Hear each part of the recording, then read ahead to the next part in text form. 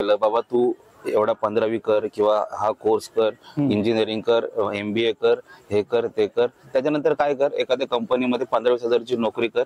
आणि हे सर्व करताना मला वाटतं प्रत्येकाच्या मनात एकच प्रश्न येईल, आता पण जे बघत असतील किंवा जे बघणार आहेत त्यांना हाच प्रश्न येईल की हा तुम्ही केलास, पण त्याच्यासाठी लागणारी इन्व्हेस्टमेंट म्हण किंवा जो खर्च होतो तो कसा काय मॅनेज केला असतो. मला आता मी इथे असतोच, तर मला आता इथे बरेच लोकांची माझी ओळख झालेली आहे, तर मला विचारतात काय बाबा तू काय केलंस, कसं केलंस, आम्हाला करायचं असेल तर आम्ही पैसे कुठून आणूया. जानेवारी मध्ये दिवस असतात 31 दिवस असतात. बरोबर. 31 दिवसामध्ये मी आता कामाला नोकरी करतो, नोकरीच्या मध्ये 29 सुट्ट्या झाल्या माझ्या. जण जी तुझी पूर्वीची कस्टमर होती आणि आता पण आहेत, पण त्यांच्या मनात एक शंका आहे आणि मला तो प्रश्न विचारायचा आहे की वेळ पुढे गेली आणि गिरीश दादांनी रेट वाढवले, ते काय पण असू दे, पैसे द्या किंवा तो विषय नंतरचा, पैशाचा विषय. पण माझं म्हणणं काय, इथनं कोण उपाशी जाता कामा नये. बरोबर.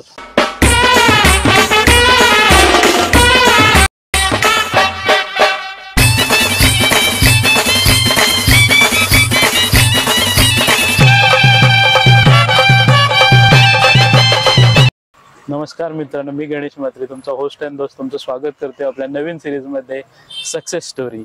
ही सिरीज त्या लोकांसाठी आहे ज्यांनी आपल्या आयुष्यात खूप काही अचीव केलेलं आहे आणि अजून करणार आहेत, आणि ते लोक मला वाटते सोशल मीडिया जास्त वापरतात और वापरत नाहीत, पण अशी आपली जी लोक आहेत ज्यांनी आपल्या समाजाचं नाव किंबहुना आपल्या मराठी माणसाचं नाव मोठं केलंय, त्या माणसांची सिरीज आजपासून चालू होते. आणि आपला पहिला गेस्ट आहे स्वतः आपला गिरीश दादा आहे, आपल्या आगरीकट्टा हॉटेलचा मालक, ज्याच्या हॉटेलला आपण खूप वेळा शूट केलं आणि त्याने आपल्याला खूप मदत सुद्धा केलेली आहे. त्या शूट्समध्ये कोणताही त्रास न देता आपले शूट्स तिथं प्रॉपरली होत आहेत. आणि गिरीश दादा म्हात्रेने आपल्याला वेळ दिली त्याबद्दल मी पहिले तुझे आभार मानतो आणि तुझं स्वागत करतो की तू आमच्या चॅनलवर आलास आणि आम्हाला मुलाखत देतोयस, तर त्याबद्दल आम्ही तुझे आभार मानतो. नमस्कार मित्रांनो, पहिल्यांदा मी तुला शुभेच्छा देतो की तू आता एवढे वर्ष म्हणजे जवळजवळ 5-6 महिने झाले तू ह्या क्षेत्रामध्ये उतरलास, तर मी तुला त्याबद्दल तुला शुभेच्छा देतो. आणि इथे तू माझ्या हॉटेलला वारंवार येतच असतोस आणि आता खास म्हणजे माझी इंटरव्ह्यू घेण्यासाठी आलास, त्याच्याबद्दल मी तुझ्या मनापासून आभारी आहे. आणि गिरीश दादाची ओळख सांगायची झाली तर आता मला वाटते 6 वर्ष झाले हॉटेलला. 5वं वर्ष चालू. 5वं वर्ष चालू आहे, माफ करा मित्रांनो. आणि 5वं वर्ष अगदी सुरळीत चालू आहे. आता पण तुम्ही जर गर्दी बघितलीत, सुरुवातीपासून किती साऱ्या गाड्या लागल्यात, 4 व्हीलर सुद्धा लागल्यात, आणि एवढं सारं यश गिरीश दादाने मिळवलंय ते आपल्या हॉटेलच्या नुसत्या नावाने नाही, तर त्याच्या चवीनं आणि देणाऱ्या सर्व्हिसनं. बरोबर. तर गिरीश दादा, मला तुला पहिला प्रश्न हाच विचारायचा आहे की तू चांगल्या कामाला आहेस, आणि जे लोक कामाला जातात, ज्यांना चांगला पगार असतो, ते लोक बिझनेसचा विचार किंबहुना करत नाहीत. ते विचार करतात, अरे मला पगार येणार आहे, मी कशाला कामाला जाऊ, सॉरी मी कशाला व्यवसाय करू. पण तू हा विचार न करता एक व्यवसाय चालू केलास, चालू करून तो चालवलास आणि अजून चालवतोयस. तर ह्याबद्दल सांग की हे काय होतं तुझ्या मनात, काय थॉट प्रोसेस होते. ऍक्च्युली हाच विचार जे करतात ना, तेच आयुष्यामध्ये मागे पडतात. बरोबर. आपला जो मराठी समाज जो आहे, इथे आपल्याला लहानपणापासून फक्त शिकवलं गेलं, बाबा तू एवढा 15वी कर किंवा हा कोर्स कर, इंजिनिअरिंग कर, MBA कर, हे कर ते कर, त्याच्यानंतर काय कर, एखाद्या कंपनीमध्ये 15-20 हजाराची नोकरी कर आणि लग्न कर आणि सेटल हो. बरोबर. पण एक तुला सांगतो, जी या क्षेत्रामध्ये जातात किंवा आपला व्यावसायिक सोडून किंवा नोकरीच्या फंद्यात जे पडतात, फक्त त्यांचं आयुष्य फक्त एक कंजेस्टेड असतं. बरोबर. ते 1 ते 7 तारखेपर्यंत किंवा 10 तारखेपर्यंत त्यांचा पेमेंट असतो, तिथपर्यंत ते राजा असतात. बरोबर. 10 ते 20 तारखेपर्यंत ते प्रजेसारखे जीवन. म्हणजे ही परिस्थिती मी अशी कोणाला उद्देशून नाही बोलत, हे दिवस मी पण बघितले. कारण मी पण आता 17 वर्ष झाली मी NAD मध्ये कार्यरत आहे. मी पण अम्युनिशन मध्ये काम करतो.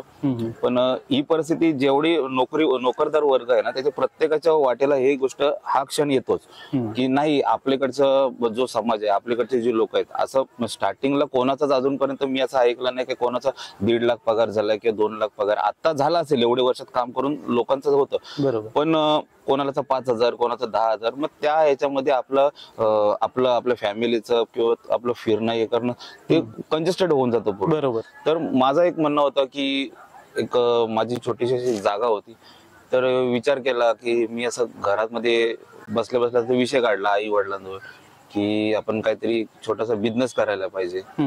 तर त्यांनी पण मला त्यावेळी प्रोत्साहन दिला. मला बोलले, आई पण बोलली, वडील पण बोलले तू कर, आम्ही तुझ्या सोबत आहोत. आणि आता 5 वर्षात मजा आहेत, ते माझ्या सोबतच आहेत, इथेच असतात, तू तर बघतोस रात्री 11-12 वाजेपर्यंत ते पण माझ्या काउंटरवरती बसलेले असतात. हो हो हो हो. पण खूप चांगलं वाटलं की तू एक वस्तुस्थिती सांगितलीस, की पुढे घेऊन गेलास. आणि हे सर्व करताना मला वाटतं प्रत्येकाच्या मनात एकच प्रश्न येईल, आता पण जे बघत असतील किंवा जे बघणार आहेत त्यांना हाच प्रश्न येईल की हा तुम्ही केलास, पण त्याच्यासाठी लागणारी इन्व्हेस्टमेंट म्हण किंवा जो खर्च होतो तो कसा काय मॅनेज केला असतो? ऍक्च्युली इन्व्हेस्टमेंट बघा, आता तुम्ही इन्व्हेस्टमेंटचा विचार केलास ना, माझ्या दृष्टीने इन्व्हेस्टमेंट हा पार्ट हा वेगळा आहे. बरोबर. मी पैशाच्या बाबतीत भांडवलचा तुला सांगणार नाही किंवा बोलणार पण नाही. पण मी तर असं सांगतोय की इन्व्हेस्ट करा ती फक्त आपल्या दिमागाची आणि आपल्या बुद्धीची इन्व्हेस्ट करा, आपल्या आत्मविश्वासाची इन्व्हेस्टमेंट करा, आपल्या जिद्दीची इन्व्हेस्टमेंट करा. बरोबर. तू बुद्धीने जेवढा इन्व्हेस्ट करशील ना तेवढा त्याच्यामध्ये एवढा पोटेन्शियल आहे. कुठला पण बिझनेस कर, हाच बिझनेस बद्दल बोलत नाही, कुठला पण बिझनेस कर, तुझा दिमाग जर तुझा व्यवस्थित असेल, दिमाग मध्ये तुझ्या येणाऱ्या फ्युचर्स बाबतीत तू बोलत असेल, विचार करत असेल, तर तुला बाकीच्या पैशांची इन्व्हेस्टमेंट तेवढी लागणार नाही. बरोबर. आता थोडक्यात सांगायचं झालं तर आता मोठे मोठे जे बिझनेसमॅन आहेत ते तुला असं वाटतंय की पैशाच्या इन्व्हेस्टमेंट मध्ये जास्त विचार करतात? नाही, ते आपलं शेअर मार्केट बोला की IPO मध्ये काढून ते इकडनंच पैसे घेऊन त्यांनी काय केलं, त्यांनी बुद्धीचा वापर केला, बाकी दुसरं का त्याच्यामध्ये काहीच नाही. बरोबर बरोबर. हा, तर माझं थोडक्यात सांगण्याचं की इन्व्हेस्ट करण्यावेळी आपण एकच विचार करायला पाहिजे की आपलं जी जिद्द, आपलं जे पोटेन्शियल जे धंद्यामध्ये आपल्याला आहे तो धंदा चालू करू शकतो आपण, किंवा धंदा चालू करताना आपला एक जो लोकेशन असतो त्या लोकेशनला कुठला धंदा चालू शकतो ते एक आपण गोष्टीचा विचार करायला पाहिजे. थोडक्यात एक तुझी बुद्धी, तिथे बुद्धी, तुझी जिद्द, तुझी इन्व्हेस्ट होत असेल तिथं सुद्धा धंदा ग्रोथ करेल. बरोबर, एवढंच मी सांगतो. म्हणजे गिरीश दादांनी एकदम सुंदर असं उत्तर दिलंय की भांडवल करत बसू नका. तुमच्या जर बुद्धीच्या जोरावर तुम्ही कोणताही व्यवसाय करू इच्छिता तर तो नक्की करा, कारण यश त्याच्यातच मिळेल. जेवढा विचार तुम्ही डोक्याने कराल तेवढाच विचार तुमच्या मनात येईल आणि त्या वेळेनेच तुम्ही चालाल. आणि अगदी सुंदर उत्तर होतं गिरीश दादा, कारण भांडवलाचा प्रश्न विचारला सर्वजण एकच उत्तर देतात, एवढे लागतील तेवढे लागतील, मी इथून घेतला तिथून घेतला. पण तू जे उत्तर दिलंस ना ते ज्यांना कोणाला हॉटेल उघडायचं आहे किंवा ज्यांना कोणताही बिझनेस करायचा आहे त्यांच्यासाठी अगदी उपयोगी उत्तर आहे. आता गणेश, त्याच्यामध्ये अजून एक ऍड करतो मी थोडस, म्हणजे मला आता मी इथे असतोच तर मला आता इथे बरेच लोकांची माझी ओळख झालेली आहे, तर मला विचारतात काय बाबा तू काय केलंस, कसं केलंस, आम्हाला करायचं असेल तर आम्ही पैसे कुठून आणूया. बरोबर. अरे तू उडी तर मार. बरोबर. तू समुद्रामध्ये किंवा नदीमध्ये अगदीच पोहण्याच्या आधी तू विचार करतो मी बुडलो तर. बरोबर. अरे तू बुडण्यासाठी मारण्याच्या अगोदर हातपाय तर हलवशील की नाही. बरोबर बरोबर. त्या गोष्टीचा तर विचार करू. तू एकदा का हातपाय हलवायला लागलास की तू शिकशील पोहायला. तू उडीच नाही मारत, तू वरती काठावर उभा राहून विचार करतोस मी पोहू कसा. तसं नाही. मला पण या धंद्यामध्ये काही नॉलेज नव्हतं, काय नव्हतं. त्या आपण नंतरचे प्रश्न असतील त्याच्यामध्ये मी तुम्हाला सरळ सांगेनच. पण माणसाने, मी तर बोलते फ्युचरची चिंता करू नका, करत राहा तुम्ही, याच्यामध्ये भरपूर पोटेन्शियल आहे. पण जर हॉटेल म्हणालास तर सर्वात महत्वाचं असतं स्टाफ, हॉटेलला लागणारा स्टाफ. आणि तो स्टाफ तू कसा हायर केलास, म्हणजे घेतलंस कसं माणसांना आणि त्यांना मॅनेज कसं केलंस. कारण आपण ज्या विभागात आहोत त्या विभागात तो स्टाफ राहणं किंवा टिकवणं हे सर्वांनाच नाही जमत. खूप सारे असे हॉटेल्स आहेत जे स्टाफ मुलं बंद पडले. बरोबर. पण तू आज काय तुझे मी जेवढे स्टाफ बघितलेत, कारण मी वारंवार येणारा माणूस आहे तुझ्या हॉटेलला, तर तुझा स्टाफ ऑलमोस्ट 90% तोच आहे. तर त्याबद्दल सांग. ऍक्च्युली काय झालं, मी या कोरोना लॉकडाऊन मध्ये माझं काम चालू होतं. कोरोना लॉकडाऊन मध्ये बऱ्याचशा लोकांजवळ रोजगार नव्हता. बरोबर. तर मी असंच वाशीचा माझा एक मित्र आहे, त्याला असं मी बोललेलो की बाबा मला चालू करायचंय म्हणून. तर ठीक आहे, आता सर्वजण खाली आहेत, गावाला गेलेले आहेत, मी एका दोघांशी बोलून बघतो, ट्राय करतो. तर त्याच्यामध्ये मला बोलणं झालं. मला त्यावेळी मला 12-13 जण मला भेटलेले स्टाफ, म्हणजे याच्यामध्ये कोरोनाच्या लॉकडाऊनच्या जस्ट लॉकडाऊन पास झालेला त्या टायमिंग मध्ये ते आले लगेच. पण ते माझ्यासाठी बेस्ट विशेष घेऊन आले. बरोबर. ऍक्च्युली काय झालं, या धंद्यामध्ये मला नॉलेज नव्हतं आणि मला जो स्टाफ आला, म्हणजे तो जो तुला तो बोललो तो स्टाफ आला, तो पूर्ण एक्सपिरियन्स स्टाफ आला. ओके. त्यांचा एक्सपिरियन्स इथं भरपूर मला उपयोगी पडला. पण आणि तो स्टाफ, आता तू मगाशी बोललास, आता तेव्हापासून आलेला स्टाफ अजूनपर्यंत टिकला इथे. टिकण्यासाठी बघ एक साधी थिंकिंग आहे. तुला जे पाहिजे ते तुला भेटत असेल तर तू कशाला दुसरीकडे जाशील. बरोबर बरोबर बरोबर आहे ना. आपल्याला देव चेंज करायची कधी वेळ येत नाही आणि येऊ पण नको ते. पण असं मी माझंच उदाहरण देत नाही, पण काही लोक असतात काय गरजेसाठी देव पण चेंज करतात. बरोबर आहे बरोबर. पण माझं म्हणणं काय की आपल्याला जर सर्व गोष्टी भेटत असतील एखाद्या माणसाकडून किंवा एखाद्या देवाकडून किंवा एखाद्या आपल्या कर्माचे आपले फल व्यवस्थित भेटत असेल तर ते कर्म करायला आपण सोडणारच नाही. बरोबर आहे. अगदी योग्य उत्तर आहे त्या प्रश्नासाठी. आणि तू म्हणालास ती जी गोष्ट आहे की देव बदलायचा नाही, तर त्यासाठी पण ती एक आस्था लागते. म्हणजे मी बघतोय आतापर्यंत की असा कोणताच तुझा स्टाफ नाही ज्याला तू कधी ओरडताना दिसलायस मला, किंवा असं डायरेक्टली कोणत्याही कस्टमर समोर जाऊन बोललास की हे तू हे काय केलं, तू ते केलंस. तू प्रेमाने सांभाळून घेतोस प्रत्येकाला. आणि किंबहुना हेच नातं त्यांनी पण टिकवलं की आपला जो मालक आहे तो आपल्याशी आपल्या कुटुंबाप्रमाणे वागतो. आणि त्यामुळे ते लोक, मला असं वाटतंय पर्सनली की त्यामुळे ती लोक तुझ्याकडे टिकून आहेत. पण ऍक्च्युली आता तू मालक बोललास तर मी ऍक्च्युली मालक वगैरे स्वतःला समजत नाही. ओके. मी त्यांना अगोदर सांगितलं की मला शेट वगैरे हाक मारायचे नाही, मला दादा म्हणून हाक मारतो. ओके. तरी पण ते त्यांचं थोडंसं प्रेम माझ्यावरती आहे म्हणून ते कोण शेट बोलते, कोण मालक दादा वगैरे बोलतो, कोण दोघं तिघ जण ते नावाने पण मला, मी कोणाला कधी टोकत नाही. कारण ऍक्च्युली धंद्याचे आपण कधीच मालक नसतो. बरोबर. आपण धंद्याचे चालक असतो. जो मालक समजायला लागला धंद्याचा मालक स्वतःला समजायला लागला ना त्याचं भवितव्य धोक्यात असतं. बरोबर. आपण एक चालक समजूनच करायचं असतं. पण हे जे सर्व तू केलंस आणि अजूनही करतोय ह्याच्यात खूप डिफिकल्टीज पण येतात. म्हणजे कठीण प्रसंग पण येतातच, नाही असं नाही. असा कुठलाच व्यवसाय नाही जो स्मूथली चालत राहतो, त्याच्यामध्ये पण डिफिकल्टीज येतात. तर अशा काय डिफिकल्टीज आहेत ज्या तुला आल्या आणि तू त्याच्यावरून पण, कारण मला माहिती आहे तुझी जिद्द असते की काहीही झालं तरी मी तिथं उभा राहणार, मी काम करून घेणार. तर असं काही झालंय का ज्यामध्ये तुला असं वाटलं की ह्या प्रसंगातून मी निघालो आणि ह्या डिफिकल्टीज येतात हॉटेल लाईन मध्ये? भरपूर डिफिकल्टी आहेत, भरपूर. म्हणजे एवढे त्याच्यामध्ये चॅलेंजेस आहेत. तुला ते थोडक्यात माझं एक उदाहरण देतो. मी 2020 ला हा बिझनेस व्यवसाय चालू केला. ओके. 2020 ला चालू केला आणि डिसेंबरला बहुतेक मी आपलं लक्ष्मीपूजन केलं. 25 तारखेला डिसेंबर 25 तारखेला माझी ओपनिंग केली. येणारा महिना होता तो जानेवारी मध्ये दिवस असतात 31 दिवस असतात. बरोबर. 31 दिवसामध्ये मी आता कामाला नोकरी करतो, नोकरीच्या माझे 29 सुट्ट्या झाल्या माझ्या. अरे बापरे. 31 दिवसामध्ये 29 सुट्ट्या माझ्या झाल्या. म्हणजे तू विचार कर, ते पूर्ण सेटअप करण्यासाठी, सेंट्रल गव्हर्नमेंट, ते पण पूर्ण सेटअप करण्यासाठी. का तर जरी स्टाफ एक्सपिरियन्स मला भेटला तरी पण ते पण म्हणजे माझ्या इथे तरी नवीन होते, तर त्यांना त्यांचे काम समजून घेण्यासाठी त्यांना तो वेळ गेला. त्याच्यामुळे ते पूर्ण सेटअप करण्यासाठी मला इथं थांबावं लागायचं. बरोबर. मी सकाळी मार्केटिंग करून दुपारी इथं थांबायचो, संध्याकाळी इथं थांबायचो. त्याच्यामुळे मला कामाला जायला वेळ नव्हता भेटत. त्याच्यामुळे माझ्या 29 सुट्ट्या झाल्या. ते एक झाले चॅलेंज. आणि छोटे छोटे चॅलेंज बोलशील ना तर आता येणाऱ्या 5 वर्षांमध्ये पण चॅलेंज येतात. बरोबर. ते चॅलेंजला आपण ओलांडून जायला पाहिजे. ओके. आपण तो एकच धरून नाही चालायचा, बाबा मला इकडे प्रॉब्लेम येतात, तिकडे प्रॉब्लेम येतात, मी आता गिव्ह अप करतो, तसं कधीच करायचं नाही. पण हे सर्व करताना ना मला फक्त तुला हेच विचारायचं आहे की कधी कधी असे कस्टमर पण असतात जे हँडल करणं खूप कठीण असतं, किंवा किंबहुना थोडीफार दादागिरी असते किंवा आरडाओरड असतो. पण असे काही प्रसंग तुझ्या हॉटेलमध्ये मला घडताना नाही दिसलेत की जरी झालाय तरी तू सांभाळून घेतलेस. पण हे जेव्हा तू सांभाळतोस ते कठीणच काम आहे. आणि ते करताना तुझ्या मनात काय असतं? म्हणजे जर एखादा कस्टमर पॅनिक झालाय कोणत्या तरी कारण असतं तर तू त्याला कसा हँडल करतोस? कारण हॉटेल व्यवसायामध्ये हे महत्वाचं आहे की एखादा कस्टमर आहे त्याला हँडल कसं करायचं. नाही, पण आता कसं आहे माहिती आहे, माझ्याकडे तर तसा काय अजून प्रकार झालेला नाही. बरोबर.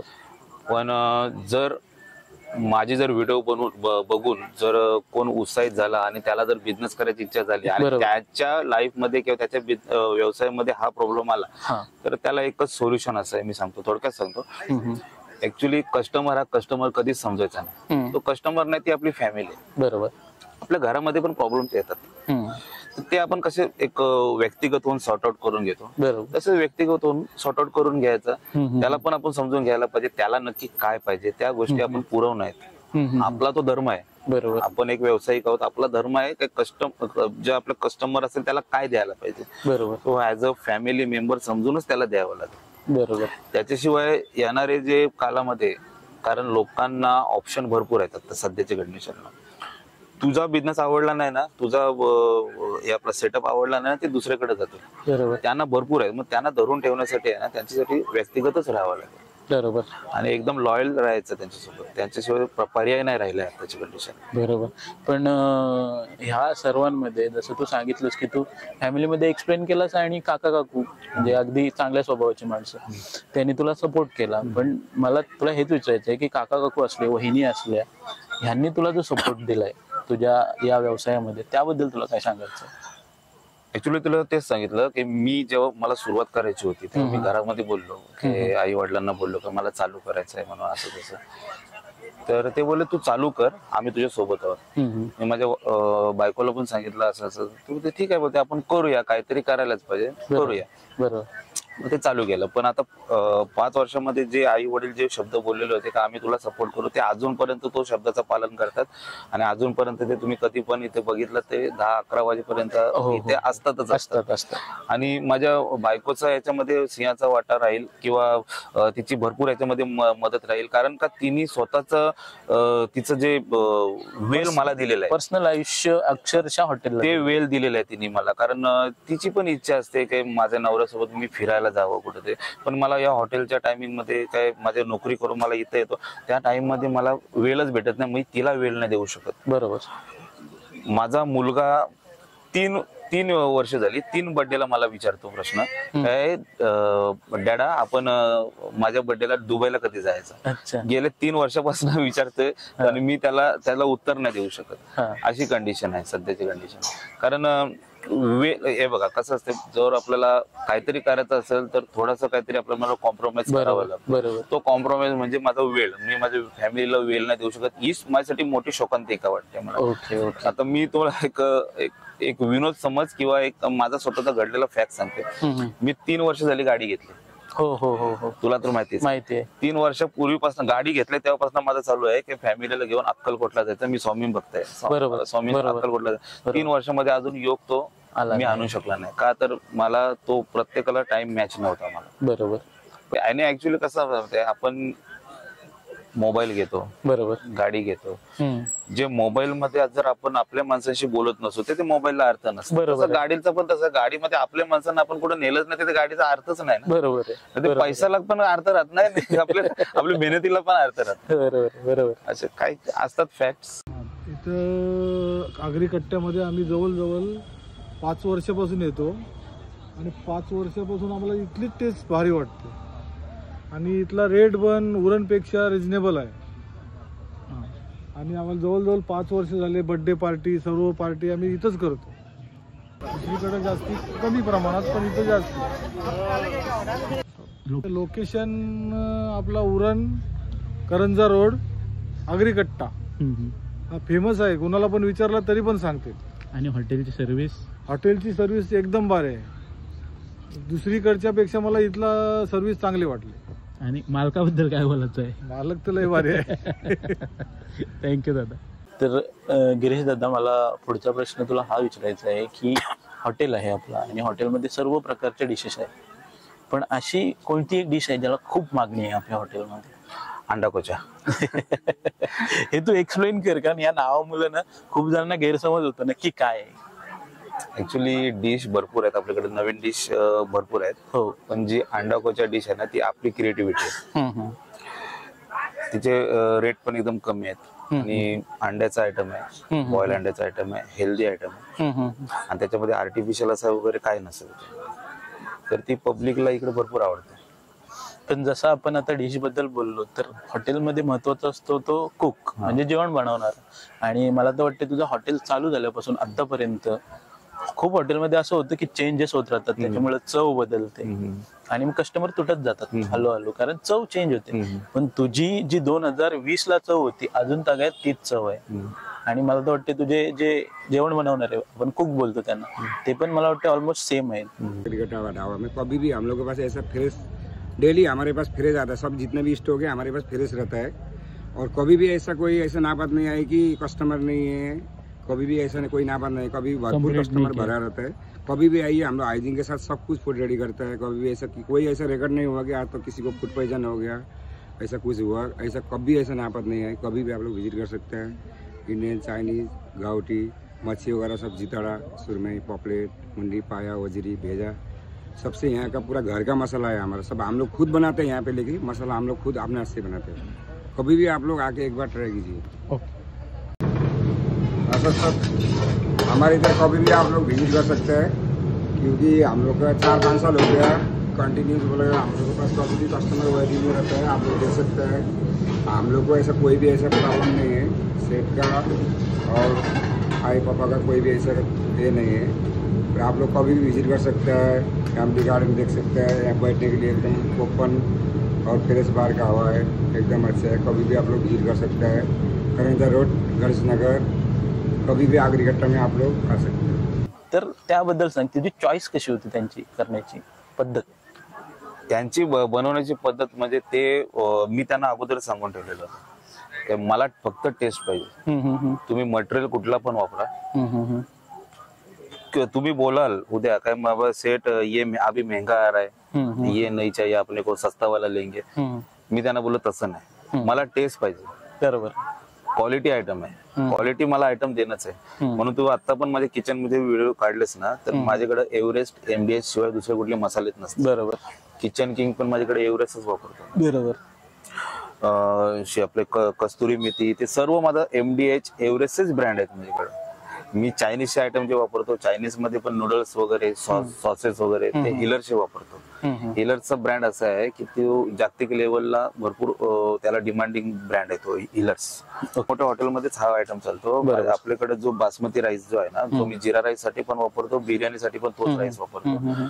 148 रुपये किलोवर आहे। Okay, premium basmati. ओके, त्याच्यामध्ये शेला राईस, चायनीज राईस जो शेला राईस आहे बरोबर, तो 70-80, जास्तीत जास्त 85 रुपये केजी वाला आहे। पण मी तो राईस वापरत नाही, मी बासमती, प्युअर बासमती वापरतो, प्रीमियम बासमती, 148 रुपये किलो वाला। पण मला प्रेक्षकांना हे सांगायला आवडेल की ह्याच्यामुळे गिरीश दादाच्या हॉटेलला तुम्ही चायनीज जरी खाल्लं तरी तुम्हाला नॉर्मल चायनीज सारखं नाही मिळणार, अगदी चविष्ट आणि काहीतरी क्वालिटी चायनीज मिळेल। बरोबर गिरीश दादा?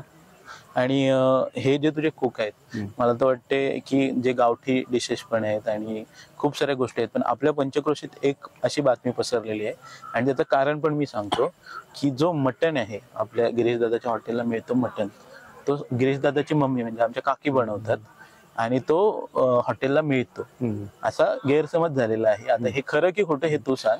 आणि दुसरी महत्वाची गोष्ट, याचं कारण काय ते मी सांगतो, कारण खूप जणांनी ते टेस्ट केलेलं आहे आणि चविष्ट मटण काकी बनवतात हे सर्वांना माहिती आहे, त्याच्यामुळे ते तशी बातमी पसरली आहे। आता हे खरं की खोटं तूच सांग। ऍक्च्युअली सुरुवातीला माझे जे शेफ होते ते सर्व बाहेरचे आहेत, बरोबर, नेपाळ, उत्तराखंड, तिकडचे आहेत। तर सुरुवातीला त्यांना माहिती नव्हतं आगरी आयटम काय असतं। बरोबर, तर त्यांना ते आणि माझ्याकडे त्याच्या अगोदर एक आमचं आपलं खोपट्याचा एक मामा होता, बरोबर, आणि ते दोघं, आई आणि ते दोघं जण मिळून त्यांना सांगायचे ते कसं बनव, कसं आगरी आयटम आपण काय देऊ शकतो, तर ते आम्ही सांगायचो त्यांना। आणि त्याच्यामध्ये पण आईने सुरुवातीला, कारण तो मामा तो आला ना, तो पण 15-20 दिवसानंतर आला, त्याच्या अगोदर जेवढे कस्टमर यायचे ना त्यांना गावठी आयटम आईच बनवायची। बरोबर, हा, तर ते सर्व मसाले, त्याची कॉन्सिस्टन्सी किती असते, काय असते, ते सगळे आईने माझ्या आता जे करंट शेफ आहेत त्यांना शिकवले। ओके, म्हणून ती तशीच अजूनपर्यंत टेस्ट वगैरे राहिले। आणि जे आमचे मसाले आहेत आपल्या आगरी कोरियन मध्ये, जे मसाले आपण घरामध्ये बनवतो, बरोबर, ते पण आपण घरामध्ये कुटलेले मसाले, म्हणजे कांडपचे मसाले बोलतो ना, ते मसाले कोण, म्हणजे दरवर्षी तरी पण आपल्याला नाही करता तरी 120-150 किलो आपल्याला तो मसाला आगरी कोली, तो बरोबर मे महिन्याच्या टायमिंग एंडिंगला तो मसाला बनवतो। मग तो वर्षभर मसाला राहतो तो आपल्या, आपण जसं घरामध्ये जशी आपली प्रक्रिया असते मसाला 1 वर्षाचा बनवतो। बरोबर, तर हे सर्व आता प्रश्न झालेले आहेत आणि मला तर वाटतं आता गिरीश दादा खूप चांगला वेळ दिला आम्हाला।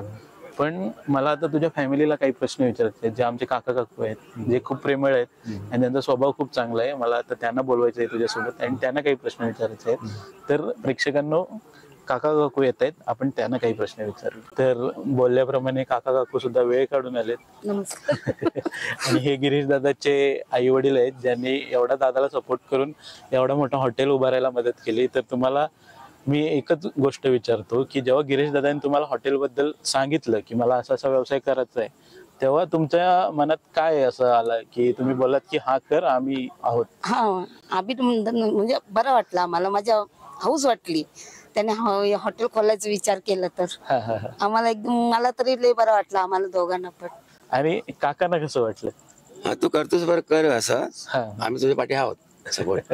काय शेती लावत इथं काय त्याचं म्हणणं होतं काय डॅडी होतं काय करायचं, झाडं लावू, झाडं पण लावले पहिले, असं करायचं. आणि या गोष्टी आम्हाला हाऊस होती ना. बरोबर, या गोष्टी आम्हाला हाऊस होती बरोबर व्यवसायामध्ये. बरोबर काय पण मला एक आता फक्त प्रश्न काकूंना विचारायचा आहे. आणि काकू मला एक गोष्ट सांगा, तुम्ही जो मटण बनवता त्याचा सिक्रेट मी सांगतो सर्वांना की जे काका आहेत ते पण NAD ला कामाला होते आणि ते बनवून त्यांच्या जे सहकारी होते त्यांना घेऊन जायचे आणि काकूंच्या हाताला खूप छान चव आहे, आम्ही पण चाखलेली आहे. तर काकू त्याबद्दल सांगा की जेव्हा तुम्ही एवढ्या साऱ्या लोकांना मटण द्यायचात त्याच्यानंतर तुम्हाला असं कधी वाटलेलं की तुमचं हॉटेल असेल जिथं तुम्ही मटण बनवून द्याल? नाही, असं वाटलं नव्हतं, पण एकदम माझ्या हेच वाटलं हॉटेल त्या मुलांनी टाकायचं बोललं तर मला तर लईच हाऊस वाटली. कधीतरी चुलीवरचं पण बनवून लोकांना खायला द्यायचं पण एकदम आनंदच वाटते ना. बरोबर, कारण त्या लोकही खातील तर आपल्याला पण हे करतात ते लोक. आणि खूप छान वाटलं तुम्ही इथं येऊन वेळ दिलात. मला आता जो स्वयं आहे आपला गिरीश दादाचा मुलगा आहे आणि तो क्रिकेटर आहे, सर्वांनी लक्षात ठेवा आणि त्याच्यावर लक्ष ठेवा, पुढे जाऊन तो मोठा क्रिकेटर होणार आहे. तरी पण मला त्याला विचारायचं आहे की तुला मोठं होऊन काय बनायचंय? बिझनेसमॅन. गिरीश दादा, खूप छान वाटलं तुला भेटून. आणि मला आता एक प्रश्न असा विचारायचा आहे की खूप जण जी तुझी पूर्वीची कस्टमर होती आणि आता पण आहेत, पण त्यांच्या मनात एक शंका आहे आणि मला तो प्रश्न विचारायचा आहे की वेळ पुढे गेली आणि गिरीश दादाने रेट वाढवले आणि रेट असे वाढवले की आम्हाला समजलं पण नाही ही गोष्ट एवढ्याला होती आणि तेवढ्याला झाली. हे जरा म्हणजे जे तुझ्या हॉटेलला येणारे कस्टमर आहेत त्याच्या मनात थोडीशी खंत होती, तर त्याबद्दल तू बोल, कारण परिस्थिती काय आहे हे तुझ्यापेक्षा दुसरं जास्त कोण एक्सप्लेन करू नाही शकत. रेट वाढवणं हा म्हणजे नियम, हा याचा निसर्गाचा नियम आहे. बदल हा निसर्गाचा नियम. बरोबर. त्याच्यामध्ये त्याची पार्श्वभूमी अशी आहे की मी सुरुवातीला माझा स्टाफ होता 8 जणांचा. बरोबर. आता माझा स्टाफ आहे 22 जणांचा. पगार वाढले. बरोबर. पगाराच्या आपला वेळेनुसार त्यांचं पगार पण वाढत गेले. आता माझ्याकडे जो माझा मेन शेफ होता तो सुरुवातीला आला ना, तो 18,000 पगार होता, आता त्याला 36,000 पगार आहे. अच्छा. असे माझ्याजवळ आता 4 शेफ आहेत. पहिले तो सुरुवातीला एकटाच होता, आता 4 शेफ आहेत माझ्याकडे. वेटर माझ्याकडे 4 होते, आता 6 वेटर, 8 वेटर आहेत. किचनचा स्टाफ माझा जवळजवळ पहिले सुरुवातीला होता 5 जण होते, आता किचन मध्ये 14 जण काम करतात. त्यांचे पगार वाढले. बरोबर. दुसरा गोष्ट काय माहिती, आपले रेट्स वाढले. कशामध्ये? ग्रोसरीमध्ये रेट्स वाढले, सर्व वाढला. सिलेंडर आता मी सुरुवातीला मला वाटतं काहीतरी 1100 रुपये सुरुवातीला चालू केला तर 1100 रुपये सिलेंडर होता, आता तो सिलेंडर 1800 रुपयाला पडला. बरोबर. 1800. बरोबर. याचे ग्रोसरीचे किराणाचे रेट वाढले, तेलाचे रेट वाढले, सगळ्या गोष्टी वाढल्या. लाईट बिल वाढले. लाईट बिल आता तुला तर माहितीच आहे, तू घरातला लाईट बिल भरतो काय, त्याचं युनिटचे बिल वाढले आपण तुला माहिती. प्रत्येक गोष्टीमध्ये कसं असतं माहिती.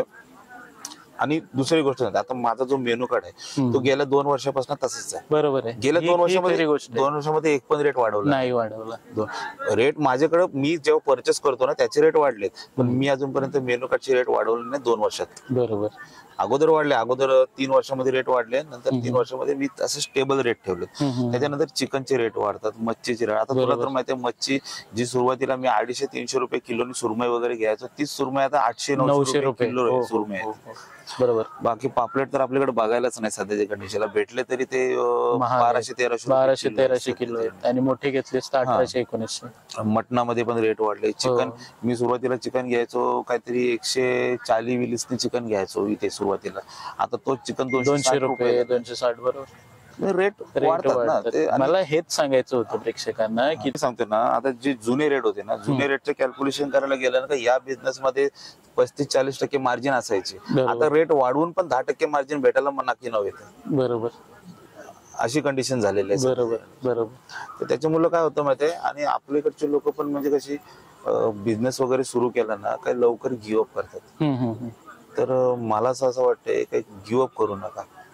आपण जेव्हा क्रिकेट वगैरे खेळतो तर क्रिकेटमध्ये तू जेव्हा त्या क्रीज वरती असशील तर ऑटोमॅटिक रन्स येतात. बरोबर. तर तू उभा असेल तिथपर्यंत. बरोबर. जर तू आउट झालास तर नंतर तुझे रन्स येणार आहेत का? नाही येणार. मग हा पण हा एक व्यवसाय, हा पण एक मैदानच आहे. बरोबर. याच्यामध्ये तुम्ही फक्त इथं उभा राहणार. बरोबर.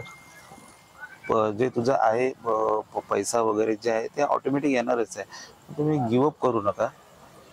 प्रेक्षकांना मी एक सल्ला देतो. कसं आहे गणेश माहिती आहे, आपण जर चांगलो असलो ना तर माणसं ऑटोमॅटिक समोरचे चांगले मिळत जातात. बरोबर. तर काय करायची मदत. माझं तर असं आहे की मला तर माझा तसा विचार आहे की इकडं कोण येईल माझ्या हॉटेलवरती कोण येईल तर उपाशी जाता कामा नये. बरोबर. माझं तर असं एक पहिलेपासून एक इंटेन्शन आहे लोकांबद्दल. ते काय पण असू दे, पैसे द्या किंवा तो विषय नंतरचा, पैशाचा विषय. पण माझं म्हणणं काय, इथनं कोण उपाशी जाता कामा नये. बरोबर. भले कोणच्याकडे पैसे नसेल, मी असं पण माझं मोठपणा सांगत नाही, पण इथे मी असं पण सुरुवातीला वगैरे मी असंच बाबा चल तुझ्याकडे किती असेल तेवढे दे, घे तुला, चल पोट जेव. बरोबर. अशी पण आहे. कारण का आपण चांगलो असलो ना तर समोरचा माणूस पण आपल्याला चांगलाच मिळणार. बरोबर. म्हणून आपण कर्म करताना फक्त कर्म करत राहायचा, फलाची चिंता नाही करायची. तो वरती बसलाय तो ऑटोमॅटिक. बरोबर.